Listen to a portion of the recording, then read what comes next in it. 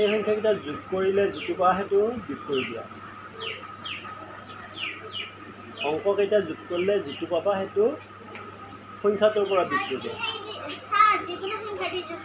নহয় তুমি অংক যিকেইটা লিখিছা সংখ্যাত যিটো লিখিছা সেই সংখ্যাটোৰ অংককেইটা কি পাইছা সেইকেইটা যোগ কৰি দিয়া 3 1 2 পাইছা হয়নে নহয় সেইকেইটা যোগ কৰি দিয়া 3 যোগ 1 যোগ 2 কিমান হ'ল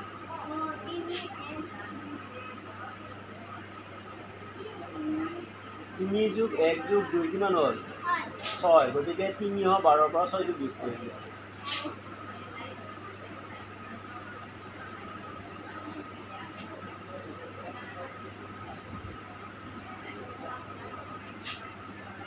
বিয়োগ কৰিলানে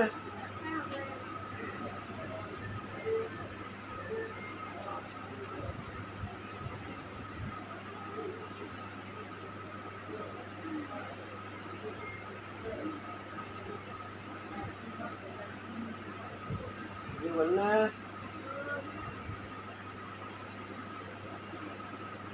कैसे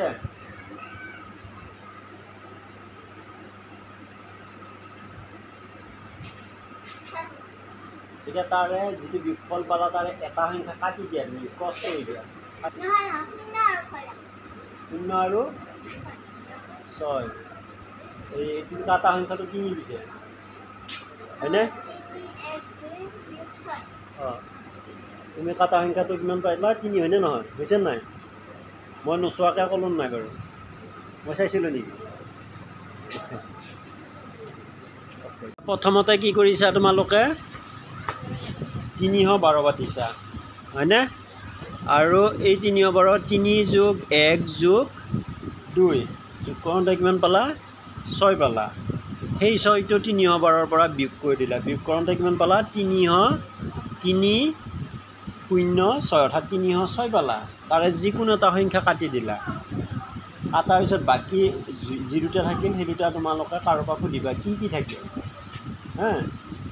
অৰ্থাৎ 0 আৰু 6 থাকিল 0ৰ লগত 6 যোগ কৰিলে কিমান হ'ব 6 হ'ল এতিয়া কাটা সংখ্যাটো কি তোমালোকে ক'ব লাগে কেনেকৈ ক'বা মই তোমালোকক নিয়মটো বাৰু কৈ দিছোঁ কেনেকৈ ক'বা 9 তাৰমানে 9ৰ পৰা তুমি 6টো বিয়োগ কৰি দিয়া 9ৰ পৰা 6 বিয়োগ কৰিলে কিমান থাকি গ'ল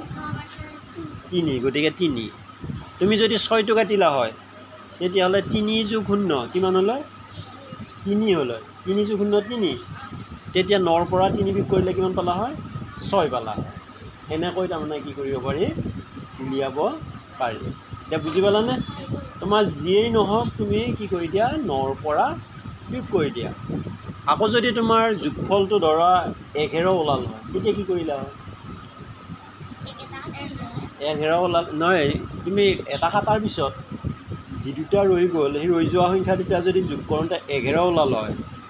ধৰা 7 এটা থাকিল হয় 5 এটা থাকিল হয় আৰু মাজত তোমালোকে ধৰা 4 এটা কাটিলা 4টো কাটিলা 7 5 কিমান